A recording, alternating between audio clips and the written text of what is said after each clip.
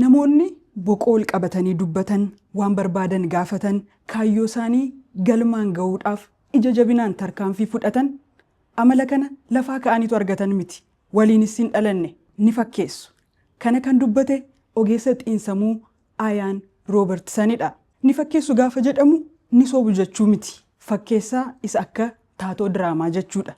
Akkamiin yoo jette na faana bu'i. Akkuma addunyaatti namoonni ofitti amanamummaa jabaan qabaa jedhanii dubbatan baay'ee muraasa. Ofitti amanamummaan garuu maali? Tiwaalolaa Ogunleesii ogeettii xiinsammuu addatti ofitti amanamummaa irratti leenjii kenniti. Ofitti amanamummaan amantee jabaa eenyummaa kee fi dandeettii kee irratti qabdudha jeti. Kaayyoo kee galmaan gahuuf tarkaanfii ija jabinaan fudhattudha. Waan fiixaan baasa jettee ofitti himte raawwachuudha. Ofitti amanamummaan waltajjiitti bahanii ija jabinaan dubbachuu yookaan bakka namni baay'een walitti qabametti harka baasanii dubbachuu qofaa miti. Ofitti amanamummaan akeektuu milkaa'ina jireenyaa isa guddaadha jetti ogeettiin kun. Namoonni dhugumaan ofitti amanamummaa qaban baay'een fayyaalessaa fi gammadoodha. Gaafa kufanni ka'u malee achitti nafani. Barumsa irratti qabxii fooyya'aa, hojii irratti suga qabu, namoota waliin hariiroo gaarii akkasumas hojii garee irratti bu'aa waloof ifaaju. Faallaa kanaan namoonni ofitti amanamummaa gadaanaa qaban dandeettii ofii akka malee shakku, sodaa maalnaan jedhuu qabu, dadhabbii ofii jabina namoota kaanii waliin wal dorgomsiisu. Yuunivarsiitii Tiriinitii Dabliinitti ogeessi xiinsammuu Ayaan Roobertsan sammuu namoota ofitti amanamummaa guddaa agarsiisan teeknooloojii fayyadamuudhaan sakatta'e. Waan inni arge ajaa'iba. Namoonni ofitti amanamummaa salphumatti akka wayyaatti uffatan miirri sammuu isaanii keessa jiru hamma of agarsiisan miti. Inumaayyuu kutaa sammuu hirmaattota qorannoo kanaa keessatti sochii niirooniiwwanii yaaddoo, shakkii fi sodaatu mul'ate. Jarri kun dandeettii jabaa miira sodaa fi ofitti amanamummaa waliin adeemsisuu qabu. Akka Roobertsan jedhutti malli isaanii miirri shakkii fi sodaa otoo jiruu amala ofitti amanamummaa madaqsuuf tattaafachuudha. Kanaaf ofitti amanamummaa kee akkamiin gabbista yookiin fooyyessita? Kanaan dura ofitti amanamummaa yookiin ija jabina guddaadhaan wanti dalagdee jiraachuu baatus tokko jettee jalqabuu dandeessaa jechuun ogeessi xiinsammuu Roobertsan qabxii 4 kaasa. Inni jalqabaa akka taatootti of ilaali.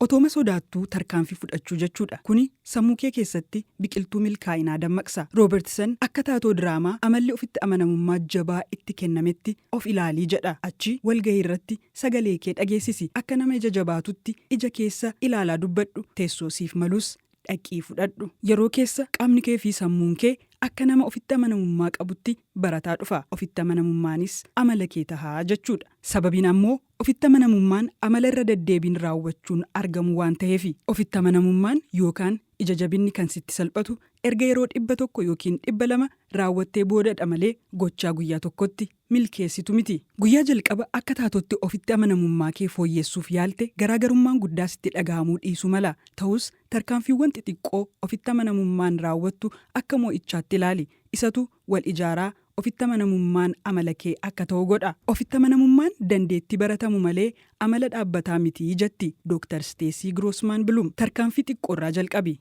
Galma qabatamaa qabaadhu, fiixaan baasi, moo'icha xiqqoo argattu kabaji. Haala kanaan sammuu kee leenjistaa jetti. Inni lammaffaan sodaa madaqsi. Yeroo jalqabaaf walgahii gaggeessuun dura, waltajjiitti bahuun dura yookiin afgaaffiif dhiyaachuun dura miira ofitti amanamummaa fiduuf yeroo yaaltu inumaa sodaan sitti dhagahama.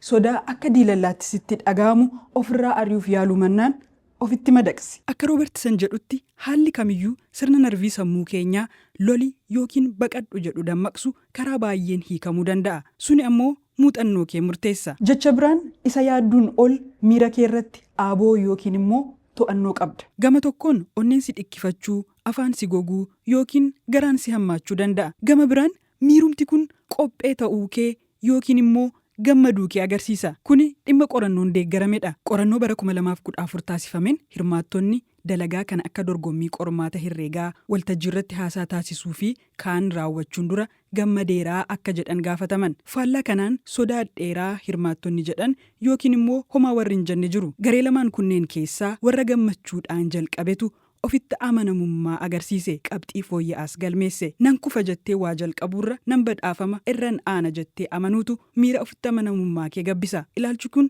furtuu milkaa'inaatii jetti Dr. Steesiin. Sadaffaan fiixaan ba'umsa kee suuraa kaasi. Akkuma ofitti amanamummaadhaa fi akka taatoo ta'uun barbaachisaa ta'e fiixaan ba'umsa kee dura dabarsitee sammuu kee keessatti suuraa kaasuunis furtuudha. Afgaaffii hojii irratti ofitti amanamummaan yeroo dubbattu dursii sammuu kee keessatti suuraa kaasi yookaan danqaa jireenyaa kanaan dura injifannoon keessa baate fa'a of yaadachiisi. Akka Roobertsan jedhutti sammuu kee keessatti suuraa milkaa'ina ofii qabaachuun kanaan dura milkaa'ina guddaa qabaachuu baattullee adeemsa kana sammuun kee akka dhugaatti fudhatee si gargaara. Akkuma ispoortii hojjechuudhaan maashaa kee ijaartu sammuu kees akkasuma leenjisuu dandeessa.